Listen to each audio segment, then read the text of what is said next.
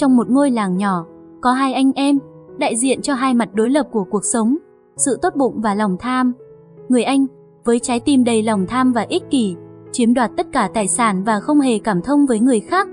Ngược lại, người em sống một cuộc sống giản dị, nhưng đầy lòng nhân ái và yêu thương. Và có một phép màu xảy ra thử thách số phận của họ. Câu chuyện chứng minh rằng chỉ có sự chân thành và lòng tốt mới dẫn đến hạnh phúc và thành công thật sự, trong khi cái xấu cuối cùng chỉ đem lại sự hủy hoại. Ngày xưa, có hai anh em sống tại một ngôi làng nọ. Sau khi cha mẹ qua đời, người anh đã lừa gạt em trai và chiếm hết tài sản. Kết quả là người anh sống trong giàu sang, còn người em rất nghèo khổ. Người anh sống trong một trang trại rộng lớn, với ngôi nhà sang trọng. Trong khi đó, em trai sống trong một túp lều tranh, và khi trời mưa, nước dột khắp cả nhà. Vào mùa hè, muỗi đốt dữ dội đến nỗi ngủ ngoài trời còn thoải mái hơn. Nhưng gia đình người em sống trong tình yêu thương. Người em có một người vợ hiền và hai đứa con mà anh vô cùng yêu quý. Vợ chồng người em sống bằng nghề làm dép và bán ở chợ. Khi bán được, họ kiếm đủ tiền mua thức ăn, nhưng khi không ai mua, họ phải chịu đói. Lúc đó, ngay cả con chuột sống trong nhà cũng kêu lên tuyệt vọng. Người em phải rời nhà đi tìm việc ở xa. Trong thời gian người em vắng nhà, gia đình càng đói khổ hơn. Cuối cùng, vợ anh quyết định đến nhà người anh để vay gạo. Khi đến nhà người anh, cô thấy những con lợn béo ú, vui vẻ lăn lộn trong bùn, và những con gà đang mổ thóc vương vãi khắp mặt đất. Những con chó to lớn gầm gừ với cô. Người anh đang ngồi trên hiên nhà, ông ta hỏi, mày đến đây làm gì?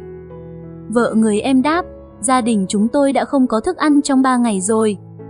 Chúng tôi rất đói và xin anh cho chúng tôi vay một ít gạo. Mắt của người anh lóe lên giận dữ.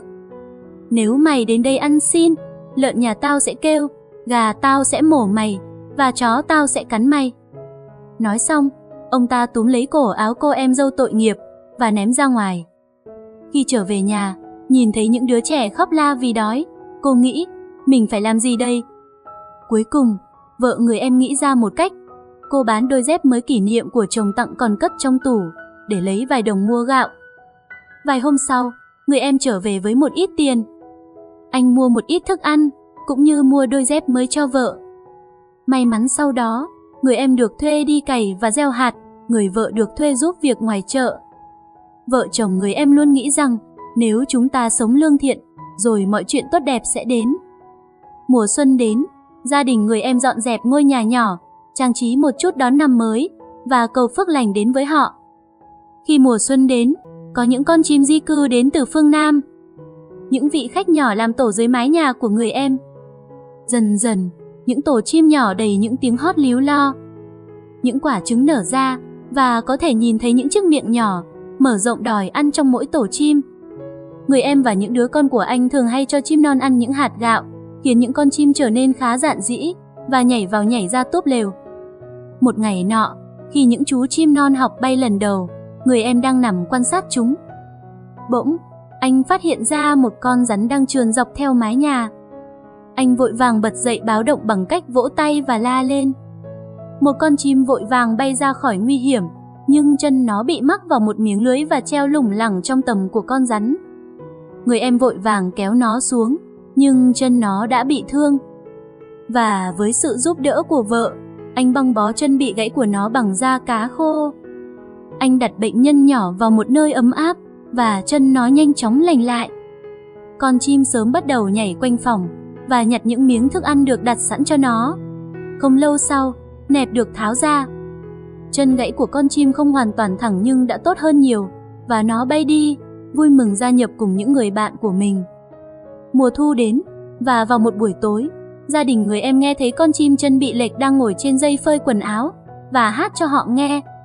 Ta nghĩ rằng nó đang cảm ơn chúng ta và nói lời tạm biệt, người em nói, vì bây giờ tất cả các con chim đều bay về phương Nam.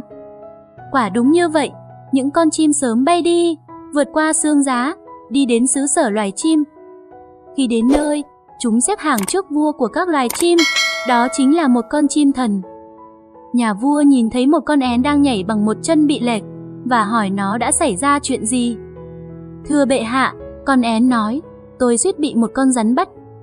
Trong hoảng sợ, tôi đã rơi xuống và mắc kẹt chân. Một người đàn ông nghèo khổ, nhưng tốt bụng đã cứu tôi. Gia đình anh ấy đã chăm sóc tôi cho đến khi chân tôi khỏi. Vua chim rất hài lòng với câu chuyện. Vua chim tặng cho chú én nhỏ một hạt giống khắc chữ vàng thần kỳ và dặn nó mang đến cho người đàn ông tốt bụng đã giúp đỡ mình. Vào một ngày mùa xuân, gia đình người em nghe thấy tiếng chim hót quen thuộc. Họ ra ngoài và nhìn thấy người bạn nhỏ có chân bị lệch, nó đang mang theo một hạt giống trong miệng. Nó thả hạt giống xuống đất và hát cho họ nghe về lòng biết ơn của vua chim và về món quà mà nhà vua đã gửi. Rồi nó bay đi. Người em nhặt hạt giống lên và thấy có một số chữ vàng bí ẩn trên hạt giống. Anh trồng hạt giống xuống mảnh đất trước nhà và đảm bảo rằng nó được tưới nước đầy đủ. 4 ngày sau, một mầm xanh xuất hiện. Nó mọc lên với tốc độ đáng kinh ngạc và trong vòng 1 tháng, cây leo lên tường nhà. Trong 1 tháng nữa, nó phủ kín mái nhà.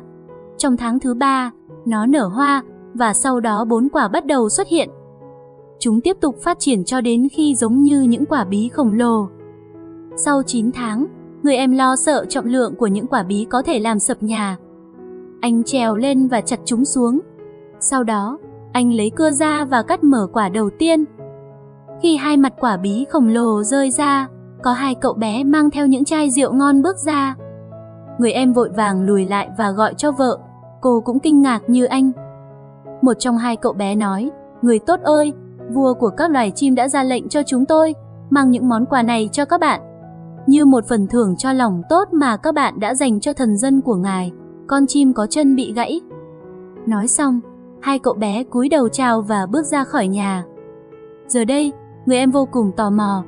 Anh cắt quả bí thứ 2 và thấy quần áo và vải vóc thượng hạng. Khi anh mở quả thứ 3, những người thợ xây nhảy ra và bắt đầu xây một ngôi nhà mới. Cuối cùng, trong quả bí thứ 4, anh phát hiện ra vàng và bạc, đủ để biến họ trở thành người giàu có. Không lâu sau, tin tức về người em mau chóng giàu có đến tai người anh xấu tính. Ông ta đến thăm và hỏi làm thế nào người em giàu nhanh như vậy. Người em thành thật kể cho ông nghe toàn bộ câu chuyện về con chim bị gãy chân và những quả bí kỳ diệu. Người anh nửa tin nửa ngờ người em, nhưng ông ta luôn nghĩ về vận may của người em và quyết định thử để kiểm chứng sự thật của câu chuyện. Người anh ra lệnh cho người làm vườn của mình bắt một con én và bẻ gãy chân nó. Sau đó, ông ta ra lệnh cho người hầu băng bó cái chân bị gãy của nó. Khi mùa thu đến và cái chân đã lành, con én rời đi đến vùng khí hậu ấm áp hơn. Những người hầu thấy nó đứng trên dây phơi quần áo với cái chân cong và kêu lên rất lớn. Người làm vườn nhận xét, con chim nhỏ đó trông có vẻ rất tức giận và những người hầu còn lại hoàn toàn đồng ý. Khi những con én bay đến xứ sở loài chim, con chim nhỏ với cái chân gãy kể câu chuyện đau khổ của mình cho vua của các loài chim nghe. Vua chim tặng cho nó một hạt giống kỳ diệu và bảo nó mang đến cho người anh. Nó làm theo lời dặn và người anh vui mừng nhận hạt giống trồng trước nhà. Hạt giống phát triển mạnh mẽ và không lâu sau cây chạm tới mái nhà.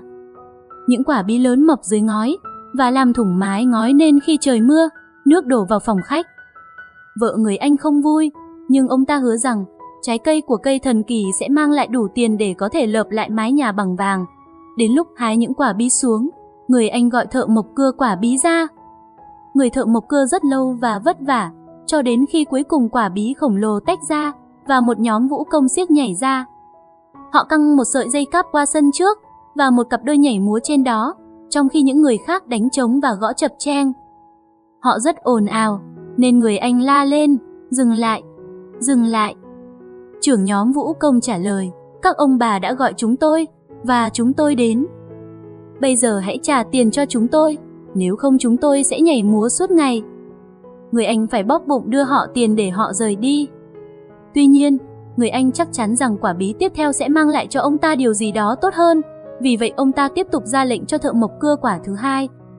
Lần này, một nhóm các tu sĩ xuất hiện và xin tiền cho ngôi chùa của họ. Người anh phải đưa họ tiền để họ đi khỏi. Dù vậy, ông ta vẫn giữ niềm tin vào số vàng mà ông ta chắc chắn sẽ tìm thấy. Ông ra lệnh cho thợ mộc cắt mở quả bí thứ 3. Lần này có một đoàn phụ nữ.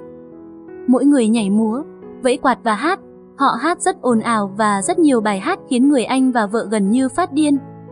Và thế là người anh phải trả tiền cho họ rời đi. Cuối cùng, chỉ còn một quả bí, người anh xoa tay vào nhau. Chắc chắn đây phải là quả có chứa vàng. Ông ta chăm chú theo dõi thợ mộc cưa quả bí. Nhưng khi quả bí vỡ ra, một mùi hôi thối kinh khủng tràn ngập căn phòng, và sau đó một cơn lốc lớn thổi ra và xoáy quanh trang trại của ông ta, kéo đổ các tòa nhà và cuốn bay người hầu và gia súc của ông ta đi. Thế là sự giàu có của người anh đã bị phá hủy bởi lòng tham, và ông ta không còn lựa chọn nào khác ngoài việc đến cầu xin sự giúp đỡ của người em trai tốt bụng. Tất nhiên, ông ta đã nhận được sự giúp đỡ của người em. Và trong suốt quãng đời còn lại, người anh sống trong một ngôi nhà tranh và không bao giờ có cơ hội trở nên kiêu ngạo hay độc ác nữa.